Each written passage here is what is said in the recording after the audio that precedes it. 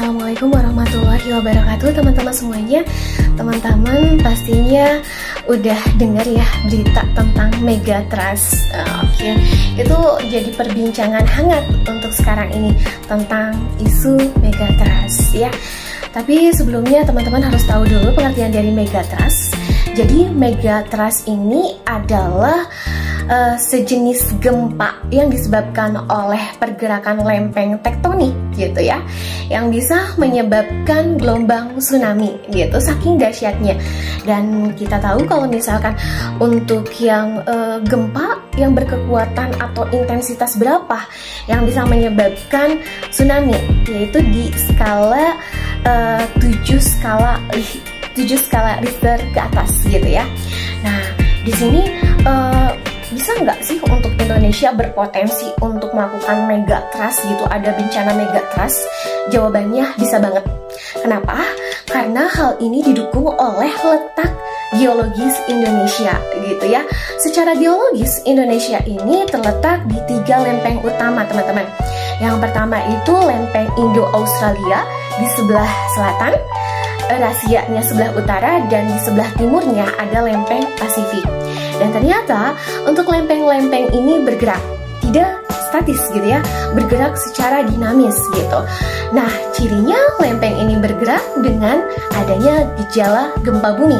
Dan kalau intensitasnya tinggi, maka gempa bumi tersebut bisa juga menyebabkan gelombang tsunami gitu.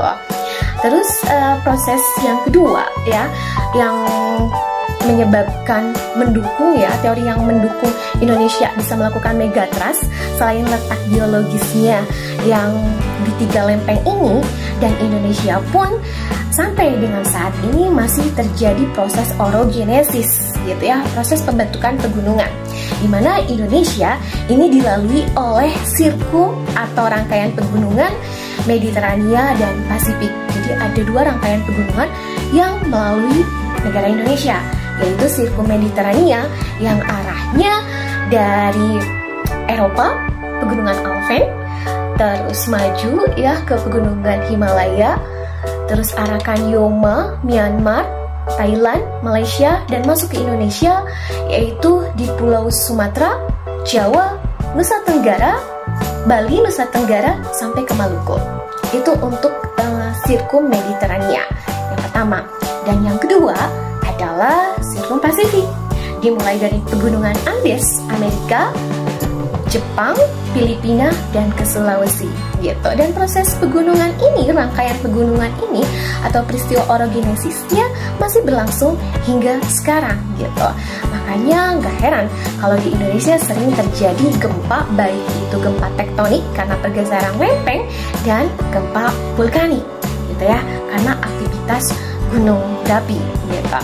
Nah, sebenarnya sempat nggak sih di Indonesia terjadi Megatrust gitu? Jawabannya adalah sempat ya, sempat pernah terjadi di Indonesia. Kalau misalkan kita flashback lagi ke masa lampau gitu ya. Nah, di sini Indonesia pernah terjadi Megatrust. Coba lihat lagi, sempat terjadi gempa di Samudra Hindia yang menerjang dan mengakibatkan tsunami di Aceh, tepatnya di tanggal 26 Desember tahun 2004 gitu. Sampai banyak ya itu korban-korban, dan Masya Allah, tabarakallah ya, itu saya lihat videonya, daratan di Aceh itu rata banget ya. Tapi Masya Allahnya di sini masih ada bangunan di tengahnya, ternyata itu adalah Masjid Raya Baitur Rahman yang tidak hancur pada saat gempa dan tsunami itu terjadi gitu. Sebenarnya itu gempa yang terjadi di zona subduksi atau pertemuan 2 lempeng gitu ya, yang menyebabkan tsunami ke provinsi Aceh gitu, ke daerah Aceh. Nah, itu di tahun 2004. Itu masuk kategori Megatrust karena gempa ini berkekuatan tinggi, terus hingga menyebabkan gelombang tsunami. Dan kalau misalkan kita flashback lagi, lebih jauh lagi, di Indonesia juga sempat terjadi Megatrust, dan jauh itu beratus-ratus tahun lamanya ya. tahun yang lalu gitu, yaitu tepatnya di tahun 1883. Ketika itu Indonesia masih di bawah kolonialisme Belanda. Tepatnya adalah di titik Selat Sunda, yaitu dengan meletusnya Gunung Krakatau gitu ya.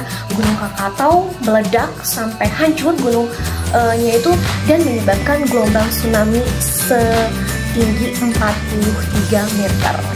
Jadi megatrust itu, potensi Indonesia untuk adanya bencana megatrust itu sudah mengintai sejak dulu gitu, karena didukung oleh letak geologis Indonesia di antara tiga lempeng ini dan masih di antara dan dilalui oleh dua sirkum Mediterania dan Pasifik.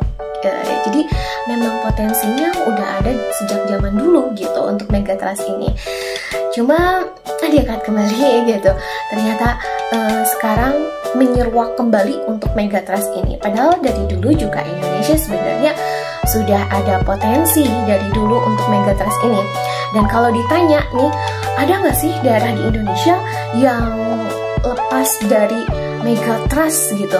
Ada, yaitu Pulau Kalimantan. Kenapa Kalimantan?